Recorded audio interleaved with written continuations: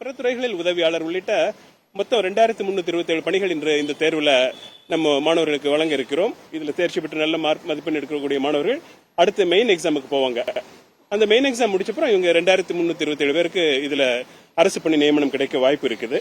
இதற்கான அறிவிக்கையை நம்ம 20/6 ஜூன் மாதத்தில் வெளியிட்டு இன்று நம்ம தேர்வு நடத்திட்டு இருக்கோம். நம்ம டிஎன்பிஎஸ்சி கேலண்டர் எடுத்துட்டீங்கன்னா இந்த ஆண்டுல மொத்தம் நம்ம 10 தேர்வுகள் நடத்துறதுக்கு திட்டமிட்டு இருந்தோம்.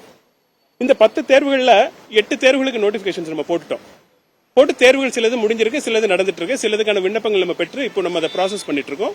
மீதி உள்ள 2 தேர்வுகளுக்கு நம்ம குறித்த காலத்துல நம்ம திட்டமிட்டபடி நம்ம இந்த முறை எல்லா தேர்வுகளையும் நடத்தக்கூடிய வாய்ப்பு நமக்கு இருக்குது. இந்த வருஷம் நம்ம டிஎன்பிஎஸ்சி எடுத்துட்டீங்கன்னா இது வரைக்கும் நம்ம 10,315 பேருக்கு நம்ம வேலைவாய்ப்பு வழங்கியிருக்கோம். இந்த ஆண்டு நம்ம இந்த விளம்பரப்படுத்தப்பட்ட பல்வேறு இதுல 10,872 பேருக்கு இன்னும் வேலைவாய்ப்பு கிடைக்கும். ஸோ ஏறக்குறைய ஒரு 10,000 பேருக்கு நம்ம வேலைவாய்ப்பு கொடுத்துருக்கோம். இன்னொரு 10,000 பேருக்கு வேலைவாய்ப்பு கிடைப்பதற்கான தேர்வுகள் இப்போ நடைமுறையில் இருக்குது. இதெல்லாம் திட்டமிட்டபடி நடந்து நமக்கு விரைவில் இந்த பணி நியமனங்கள் வழங்கப்படும் என்று நான் நம்புகிறேன். இப்போ இந்த தேர்வை பொறுத்த வரைக்கும் இன்னைக்கு தேர்வு நடைபெறுகிறது. இந்த தேர்வுக்கான டென்டேட்டிவ் ஆன்சர் கீன்னு அடுத்த ஸ்டெப் இருக்குது. நம்ம இந்த கொஸ்டினுக்கான விடைகள் எல்லாம் நம்ம டிஎன்பிஎஸ்சியோட வெப்சைட்ல போடுவோம். அது ஒரு 6 ஒர்க்கிங் டேஸ்ல நம்ம போடுவோம். அதுல மாணவர்கள் அதுல தேர்வர்களுக்கு ஏதாவது அதுல மாற்று கருத்து இருந்ததுன்னா அவங்க அதுக்கு அப்ஜெக்ஷன்ஸ் கொடுக்கலாம். சேலஞ்ச் விண்டோ டிஎன்பிஎஸ்சியோட வெப்சைட்ல அவங்க அதுக்கான என்ன காரணத்துக்காக அவங்க அந்த விடையை ஒத்துக்கலங்கிற ஒரு விவரங்களை நமக்கு அவங்க பதிவு செய்யணும். அதுக்கப்புறம் நம்ம அதை எக்ஸ்பர்ட்ஸ் கமிட்டி வச்சு ப்ராசஸ் பண்ணிட்டு நம்ம இறுதி விடைகளை நம்ம முடிவு செஞ்சு நம்ம இந்த பேப்பரை திருத்த ஆரம்பிப்போம். இந்த திருத்துற ப்ராசஸ் ஒரு 2 மாசம் ஆகும். ஏன்னா மொத்தம் 7,93,000 பேர் எழுதுறதுனால நம்ம படிப்படியா திருத்தி ஒரு 2 அல்லது 3 மாத காலத்துக்குள்ள இதுக்கான முடிவு வெளியிட்டு முதல்நிலை தேர்வுகள் நடத்துவதற்கான ஸ்டெப் நம்ம அதாவது மெயின் தேர்வு நடத்துவதற்கான ஸ்டெப் நம்ம எடுப்போம்.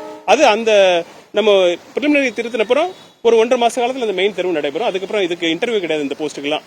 ஸோ எனவே அந்த மதிப்பெண் அடிப்படையிலேயே நம்ம அவங்களுக்கு நம்ம விடையை வழங்கிடுவோம்.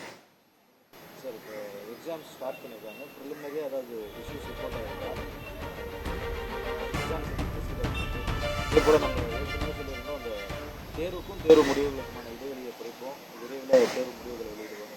அதற்கான ஏதாவது ரெகுலேஷன்ஸ் இருக்கு? இப்போ இந்த தேர்வை பொறுத்த வரைக்கும் நம்ம எல்லா கான்ஃபிடென்ஷியல் மெட்டீரியலும் நம்ம அட்வான்ஸாகவே மூவ் பண்ணிட்டோம். எதுலையும் எந்த பிரச்சனையும் இல்லை. அதே மாதிரி இந்த முறை நம்ம தேர்வு நடவடிக்கை எல்லாத்தையுமே முழுமையாக வீடியோ எடுக்க சொல்லியிருக்கோம்.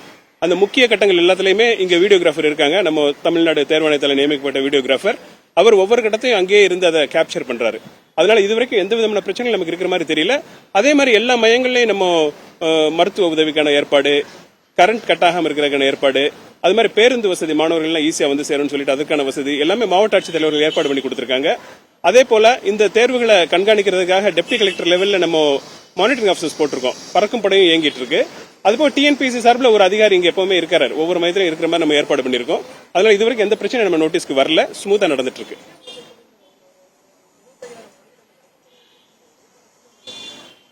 பணியிடங்கள் நமக்கு பல்வேறு நிறுவனங்கள் மூலமா செலக்ட் பண்றோம்.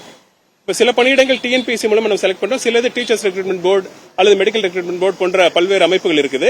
அதுல டிஎன்பிஎஸ்சி ஒரு குறிப்பிட்ட நம்பர் நம்ம ப்ராமிஸ் பண்ணிருக்கோம். அதற்கான எல்லா திட்டமிடல்களும் நம்ம சிறப்பா செய்து அதற்கான முன் நடவடிக்கைகள், அதே மாதிரி தொடர்ந்து எடுக்க வேண்டிய நடவடிக்கைகள், பரீட்சைக்கு பின்னாடி எடுக்க வேண்டிய நடவடிக்கைகள் பல கட்டங்கள் இருக்கு. எல்லாமே நம்ம திட்டமிட்டபடி போயிட்டு இருக்கு. எந்த விதமான தொய்வும் இதில் இல்ல.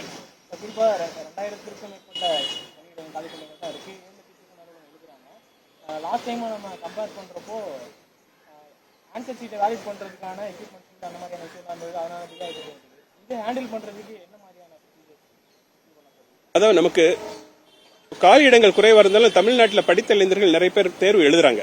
ஆர்வத்தோட முன் வந்து தேர்வு எழுதுறாங்க. அதனால நம்ம எண்ணிக்கை ஜாஸ்தியா இருக்கு. இந்த இதுல திருத்துறதுங்கிறது ரொம்ப கான்பிடென்ஷியல் பணி. அது நம்ம ரொம்ப கவனமா செய்யணும். எல்லாமே நம்ம பல சேஃப்டி ஃபியூச்சர்ஸ் நம்ம ஆன்சர் ஷீட்ல போட்டிருக்கோம்.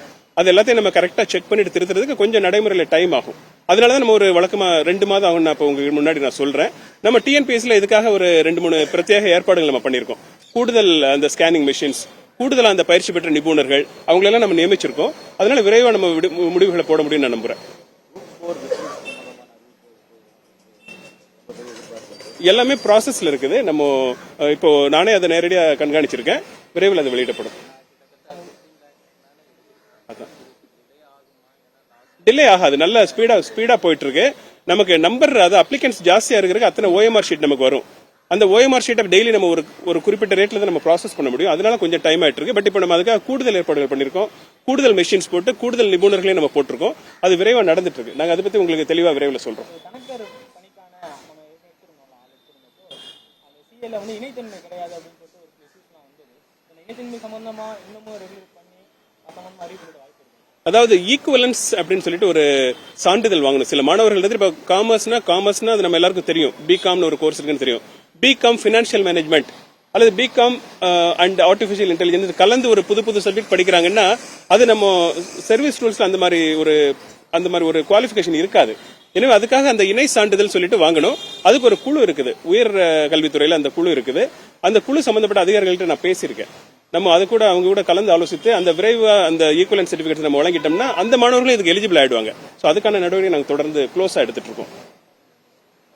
Okay, thank you very much. Thank you.